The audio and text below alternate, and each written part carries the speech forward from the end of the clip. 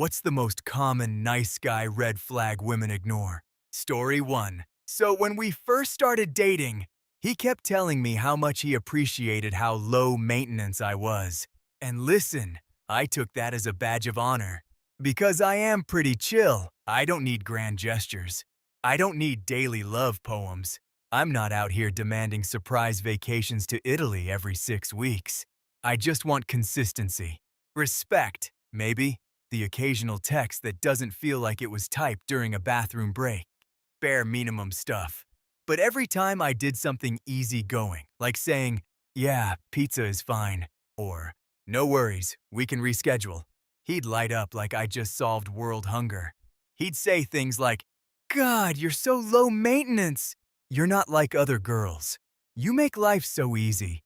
And I'm sitting there thinking, wow, finally, a man who appreciates peace. Yeah, I misread the assignment. Because slowly, very slowly, that compliment started turning into an expectation. Like he took my flexibility and locked it into the system as a permanent setting. Default mode, zero needs. So one day, I spent extra time getting ready. Not for him specifically, just because I felt like looking cute. You know, hair done, makeup on, outfit coordinated, whole situation. I show up to meet him, feeling good about myself, and instead of saying, "You look nice," or "Wow, you look great tonight," he looks me up and down and goes, "Why are you so dressed up?" Not curious, not impressed, suspicious, like I had violated company policy. And that's when my brain did that little record scratch, because suddenly I realized something. He didn't love that I was low maintenance. He loved that he didn't have to try. Big difference. From that point on, every time I asked for something, anything, it became a problem. Want to celebrate an anniversary? Why make a big deal out of it? Want to plan a date night? Do we really need that? Want emotional support after a rough day? You're usually so easygoing. What's wrong with you lately? And that right there, that line hit me like a brick, because apparently my personality had become a contract I never signed. And the moment I stepped outside that role, the moment I needed effort, attention, or care, he acted like I was malfunctioning, like a vending machine that suddenly started asking for maintenance. And the wild part? From the outside, he looked like a great boyfriend. No drama, no cheating, no screaming matches. Just quiet neglect wrapped in compliments. That's the sneaky version. The kind that doesn't explode. It just slowly erodes you. Until one day, you realize you've trained yourself not to need anything, just to keep the peace. And that's when it finally clicked for me. Being low maintenance is fine. But being expected to have zero needs, that's not a compliment. That's a convenience. And I am not an appliance. Story 2. So this one hit me right in the chest. Because it starts exactly how half these stories start. Everything looked fine. Normal relationship. Nice guy. Very polite. Very respectful. Very everyone loves him. You know the type. The guy who helps your grandma carry groceries and says, "Yes, ma'am," like he's auditioning for a Hallmark movie. Yeah, that guy. Anyway, I met him when I was in that phase of life where you're tired of chaos. You're not looking for fireworks anymore. You just want peace, stability, someone who doesn't stress you out. And he seemed like peace. He opened doors. He texted good morning. He remembered my favorite snacks. He told me he wanted a future with me. Very wholesome. Very Pinterest board energy. And listen, I'm not stupid. I know relationships take work. Nobody's perfect. So when little things started popping up, I brushed them off. Like the way he got irritated when plans changed. Or how he'd clench his jaw when he was mad, but insist he was fine. Or the way he'd go weirdly quiet instead of talking things out. But he never yelled, never cursed at me, never called me names. So in my head, I was like, see, he's a good guy. Yeah, I was grating on the floor. Fast forward to the week before our wedding. We're in the parking lot, running late. Tension already in the air. Because wedding planning turns normal, humans into feral raccoons. I said something small. I don't even remember what it was. Probably about timing or decorations or some dumb detail that doesn't matter now. And suddenly, boom, he slammed his hand into my car door. Hard.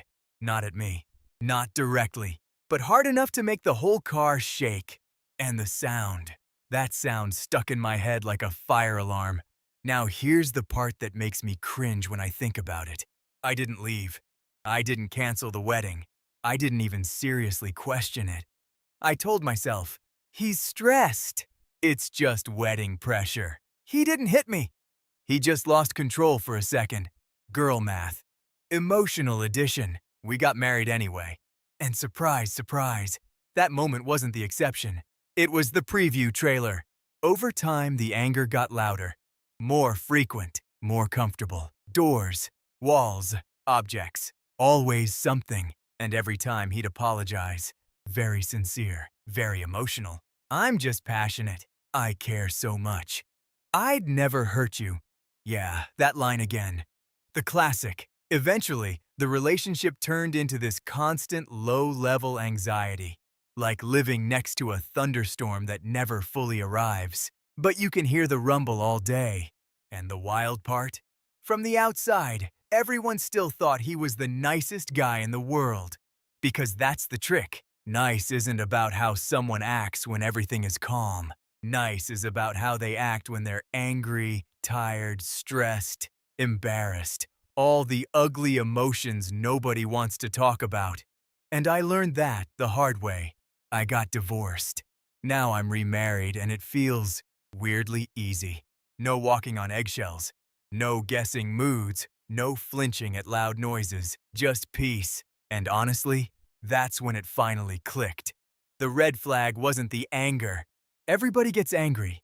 The red flag was the moment I saw the anger and talked myself out of believing it. Because sometimes the nice guy mask doesn't slip dramatically. Sometimes it just taps your car door once, and you ignore it. Yeah, that was the moment. And I wish I had listened. Story 3. So this one starts off real innocent. Like, aggressively wholesome. I'm talking early relationship honeymoon phase, where everything feels soft and sparkly and you're still pretending. You enjoy each other's hobbies. You know, the stage where you'll sit through 3 hours of their favorite documentary about World War II tanks and act like you learned something. Anyway, I was dating this guy who loved to talk, not in a bad way at first, just enthusiastic. Big promises, big gestures, big energy. And honestly, I ate it up. Because when someone sounds confident and excited about you, it feels nice. It feels romantic. It feels like, wow, this man is invested. So my birthday was coming up, right? Nothing dramatic. I'm not one of those people who needs fireworks and a marching band. I just wanted something simple. He was a chef. Like, professionally. Worked in a kitchen. Apron, knives, the whole Gordon Ramsay starter pack. So I told him, very gently, "Hey, all I want is my favorite meal." And my favorite meal was a grilled cheese. That's it. Bread, cheese, butter. 3 ingredients and a dream. Now this man started hyping it up like he was about to cater the Met Gala. For weeks, I'm gonna make you the best grilled cheese you've ever had. You're gonna fall in love with me all over again. You might want to marry me after this. Sir, it is dairy between toast. Relax. But I let myself get excited anyway. Because when someone keeps promising something, you start believing them. You start picturing it. So the day comes. We both worked in the same building, different departments. I clocked in for my shift, kind of smiling to myself, thinking about my fancy birthday grilled cheese like a little kid waiting for cake. Hours go by. Nothing. No text. No call. No, hey, happy birthday. Just silence. And listen, I'm not dramatic. I can survive without melted cheese. But when someone spends weeks talking big and then disappears, it hits different. Around 7 p.m., I finally worked up the nerve to message him. Just a simple, polite text. "Hey, are we still doing dinner tonight?"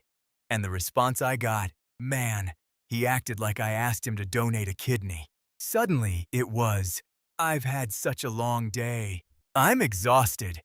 I can't believe you expect this right now. Excuse me? You're the one who wrote the trailer. I just bought the ticket. Eventually, he did make the grilled cheese. Very reluctantly. Very dramatic. Like he was storming Normandy, not flipping bread in a pan. And the whole time, he kept sighing, complaining, talking about how much effort this was. And that's when the little voice in my head finally woke up. Because here's the thing. It wasn't about the sandwich. It was about the performance. He loved the idea of being the hero, loved the applause, loved the fantasy version of himself. But when it came time to actually follow through, suddenly I was the burden, and once I noticed it, I couldn't unsee it. Every favor became a production. Every promise came with a speech. Every small act of kindness had a soundtrack and a press release. And if I ever asked for anything, even something tiny, he'd act like I was draining his life force. That's when it clicked. Some people don't do nice things because they care. They do nice things because they want credit. They want admiration. They want the title. Good boyfriend. Nice guy. Look at me, I tried. But effort without consistency is just noise. And honestly, that grilled cheese tasted fine. Nothing magical. No fireworks. No life-changing moment. Just bread and disappointment. Next time someone starts making huge promises over something small, I pay attention. Because the louder the hype, the more likely you're about to get served. A very average sandwich with a side of resentment. Story 4. I met him when I bought a car. Very normal origin story. Very adult. Very responsible. He was the salesman. Confident, charming, smooth talker. The kind of guy who makes eye contact a little too long but somehow pulls it off. Opened the car door for me. Cracked jokes, called me ma'am, in that playful way that makes you feel both respected and mildly flirted with. You know the type. The guy your mom would immediately approve of. So after the sale, he gave me his number. I texted him first. Yes, I made the first move. I was feeling bold. Thriving. Living my rom-com fantasy. We set up a date at a steakhouse. And honestly, it was great. Good conversation. Good food. He was attentive, polite, very gentleman energy. Pulling out chairs, opening doors, asking thoughtful questions. I remember thinking, wow, finally, a normal man. Yeah, famous last words. So a few weeks in, we're at his place. Nothing dramatic. Just hanging out, talking, getting comfortable. I walked ahead of him up the steps to his front door, and suddenly he goes, "Heel!" Like, very casual, very quick. I turned around, confused, thinking I misheard him. He laughed, said it was a joke. And listen, I have a sense of humor. I'm not fragile. So I laughed too. But something in my stomach did that little flip. That quiet internal alarm that whispers, that was weird. And here's where it gets interesting. Because he kept doing it. Not the exact same word every time, but variations. Little tongue clicks if I walked ahead of him in public. Tiny gestures, like he was directing traffic. Subtle corrections. Nothing aggressive. Nothing loud. Nothing you could easily point to and say, "See, that's the problem." Just enough to make you feel managed. And that's the dangerous part. Because when behavior is small and weird instead of big and obvious, you start gaslighting yourself. You tell yourself, he's just joking. He's playful. I'm overthinking it. Meanwhile, your nervous system is quietly filing a complaint. Then one day, I told him another guy had asked me out for Valentine's Day. But I chose him instead. I thought he'd be flattered. Instead, he looked at me and said, "You said that in my place. I mean, you can come cook me dinner. Not we cook dinner. Not let's celebrate. No, you can cook me dinner." And then, like always, he backtracked. Claimed it was a joke. Said I misunderstood. But by then, the pattern was obvious. Every joke had a little edge. Every gesture had a tiny power move. Every interaction felt like I was being gently nudged into a role I didn't apply for. And the craziest part? From the outside, he looked perfect. Charming. Polite. Successful. Classic nice guy. But inside the relationship, I felt like I was constantly adjusting myself, watching my steps, monitoring my tone, trying not to trigger that subtle disapproval, like living in a house with invisible rules nobody explained. That's when it finally clicked. Control doesn't always show up as yelling. Sometimes it shows up as jokes you don't quite laugh at, commands disguised as humor, tiny corrections that slowly shrink you. And once you notice it, you can't unnotice it. So I left. No dramatic fight, no explosion, just a quiet decision. Because I realized something very simple. If a man ever tells you to heal, even as a joke, you're not dating a partner. You're auditioning to be a pet. And I don't fetch. Story 5. I was at the grocery store. Normal Tuesday. Hair in a messy bun, leggings, oversized hoodie. The universal uniform of, I am not here to be perceived. I had one bag. One, not heavy, not dramatic. Just milk, eggs, and the emotional weight of adulthood. This guy, very polite looking, very clean cut, very nice guy starter pack, walks up behind me in the parking lot. Smiles, real friendly. He goes, "Hey, do you need help carrying that?" And listen, that's a perfectly normal offer. No problem. Very courteous. Very gentlemanly. So I smiled back and said, "No thanks, I got it. Simple. Respectful. End of interaction, right?"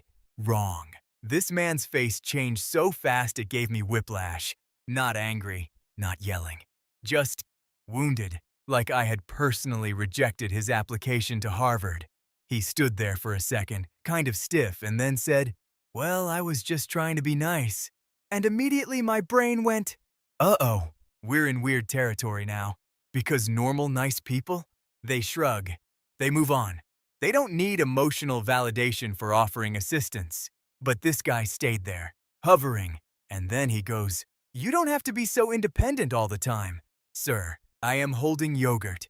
This is not a feminist protest." So now I'm uncomfortable, trying to unlock my car while this man is basically having a small identity crisis over dairy products. And here's the part that really got me. He sighed, like a deep theatrical sigh, and said, "Women always complain there are no nice guys, and then, when one tries to help, you shut him down. Buddy, you offered to carry groceries, not propose marriage. I wasn't rejecting you. I was rejecting assistance. Very different situation." But in his head, those two things were apparently the same. And that's when it clicked. This wasn't about kindness. This was about validation. He needed the acceptance. He needed the gratitude. He needed to feel like the hero in a very small, unnecessary movie. And when I didn't play my role, when I didn't smile and hand him the bag and say, "Oh, thank you, strong man, savior of the dairy aisle," he felt insulted. That's the red flag right there. Not the offer, the reaction to the refusal. Because life is full of tiny no's. "No thanks. I'm good. I don't need help." And emotionally healthy people can handle that. But people who call themselves nice guys, sometimes they hear no and translate it into, "You are worthless." And then suddenly you're managing their feelings in a parking lot next to a Honda Civic, which is not on my to-do list. So now, whenever someone offers help and I politely decline, I watch the reaction, not the gesture, the reaction. Because kindness doesn't get offended. Kindness doesn't sulk. Kindness doesn't give speeches. Kindness says, "No problem, have a good day," and keeps walking. Anything else? That's not nice. That's ego in a cardigan. Story 6. All right, this one. This one made me physically tired just reading it. We worked in the same office. Very normal setup. Cubicles, bad coffee, fluorescent lighting that makes everyone look slightly deceased. He was the nice guy of the department. Everybody knew it. Always volunteering to help. Always fixing printers. Always offering rides. Very dependable. Very polite. The kind of guy your coworkers describe as such a sweetheart. And honestly, he was helpful. I'm not gonna lie. If my computer froze, he'd show up. If I had a heavy box, he'd carry it. If I stayed late, he'd offer to walk me to my car. At first, I appreciated it. It felt safe. It felt friendly. But then the favors started getting frequent, like aggressively frequent. He'd refill my water bottle without asking. Bring me snacks I never requested. Fix problems I hadn't noticed yet. One time he rearranged my desk while I was at lunch. I came back and my stapler had a new address. And listen, that's when the little voice in my head whispered, "Okay, that's a bit much." But I brushed it off. Because he was being nice, right? Yeah, that word again. So this went on for months. And during that time, I never flirted, never hinted at romance, never encouraged anything beyond basic workplace friendship. We talked about movies, office gossip, normal stuff, and then one Friday, out of nowhere, he asked me to dinner. Very direct, very hopeful. And I handled it carefully. I said, "Hey, I really value our friendship, but I'm not interested in dating." Calm, respectful, clear. Now here's where things shifted. His face didn't explode with anger. He didn't yell. He just went quiet. Very quiet, like someone hit the mute button on his personality. Then he said something I will never forget. He goes, "After everything I've done for you?" And the temperature in the room dropped 10 degrees. Because suddenly, all those favors weren't kindness anymore. They were investments, and I was the stock that failed to perform. He started listing things. The rides, the lunches, the times he stayed late to help, the printer fixes, the snacks. I swear to God, it sounded like a closing argument in court. Exhibit A, granola bar. Exhibit B, stapler relocation. Exhibit C, emotional expectation. And that's when the guilt wave hit me. Hard. Because part of me felt responsible. Like maybe I had accidentally led him on just by accepting help. Just by being polite. Just by existing in proximity. But then, another part of me, the rational part, finally spoke up. And it said, "Wait a second. You never signed a contract." I didn't ask for those favors. I didn't promise romance. I didn't owe him anything. Kindness isn't a loan. There's no interest rate, no repayment plan. But in his mind, there absolutely was. After that conversation, everything changed. The help stopped immediately. Cold turkey. No more rides. No more snacks. No more friendly check-ins. Just silence. And honestly, that silence told me everything. Because real kindness doesn't disappear the moment romance is off the table. Real kindness isn't conditional. So now, whenever someone does a favor I didn't ask for, I pay attention. Not to the favor itself, but to the energy behind it. Because if the kindness feels a little too strategic, a little too persistent, a little too eager to be noticed, you might not be receiving generosity. You might be watching someone build a receipt. And trust me, those receipts always show up later. Story 7. So this one started with the word patient. He loved that word. Used it like a personality trait. Like a badge. Like he earned a certification in it somewhere. I'm a very patient guy. I can wait for the right person. I don't rush women. And at first I thought, okay, that's refreshing. Because the dating world is basically a pressure cooker right now. Everybody wants instant chemistry, instant commitment, instant replies to texts sent at 11:47 p.m. So a guy saying he was patient felt safe, stable, mature. Yeah, that illusion lasted about 3 weeks.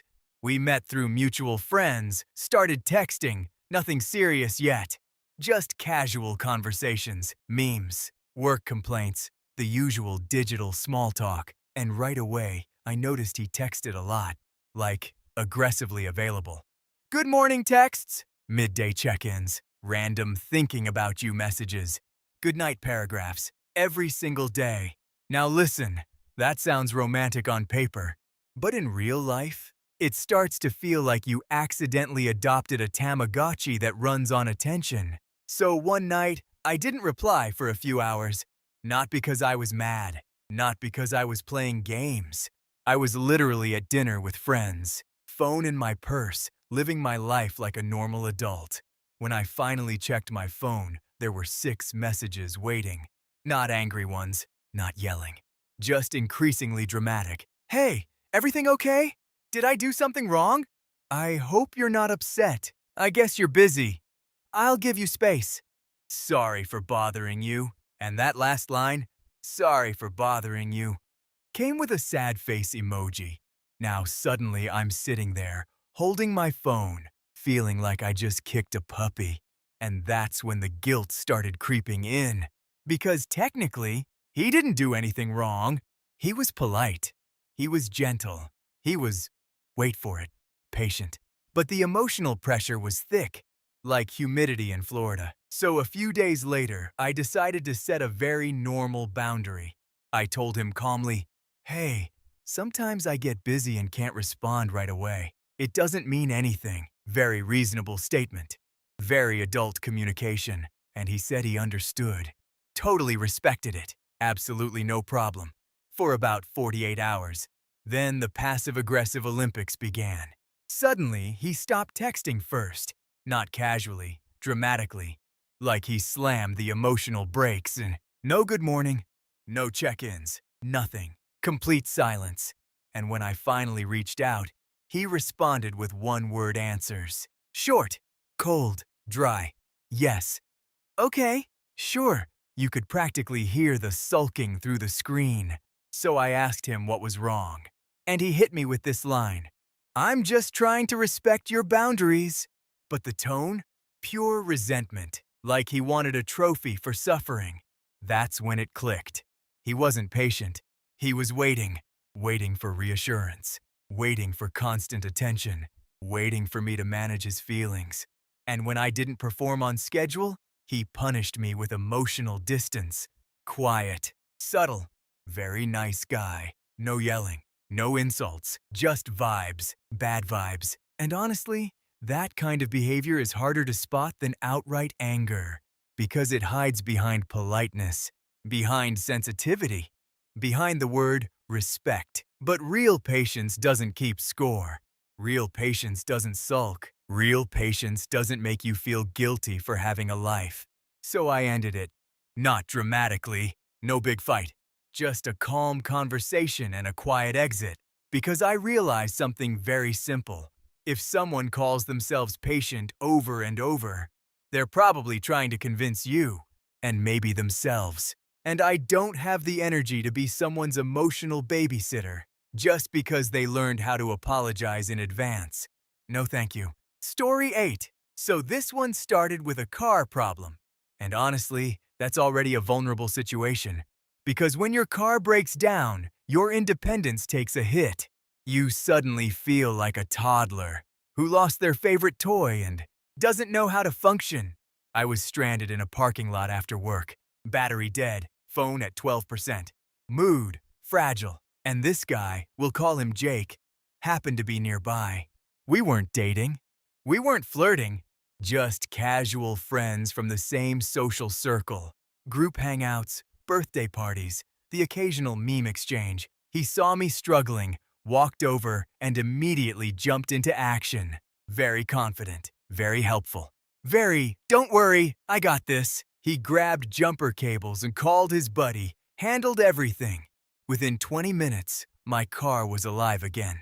And listen, I was genuinely grateful. I thanked him, bought him coffee, told him I owed him one. You know, normal human appreciation. But from that day forward, something shifted. He started showing up more, offering help constantly. Too constantly. Need gas? I can check your tires. I'll drive you to work. I'll pick up groceries. At first, it felt supportive, like having a reliable friend in your corner. But then the offers turned into insistence, and the insistence turned into pressure. If I said, no thanks, I'm good, he'd push back. You don't have to do everything alone. Let me take care of it. I like helping you. And that last line always sounded sweet, until it started sounding rehearsed.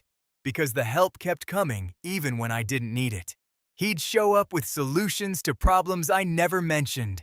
Offer rides when I already had transportation. Volunteer for tasks that didn't exist. It felt less like kindness and more like positioning, like he was slowly building a resume for Boyfriend of the Year without actually applying for the job. Then one night, after months of this pattern, we were hanging out with friends. Casual setting, pizza, music, nothing dramatic. And out of nowhere, he pulled me aside. Very serious face, very emotional energy. And he said, "I've done so much for you. I thought you'd see how much I care." And right there, my stomach dropped. Because suddenly, all those favors had a price tag. Not money, not time, romance. He started listing things. The car battery, the grocery runs, the rides, the errands. Like he was reading from a customer service log. And I just stood there, stunned. Because in my head, those were acts of friendship. Kind gestures between people who cared about each other. But in his head, they were investments. And I was the return. So I told him gently, "I appreciate everything you've done, but I never asked for those things.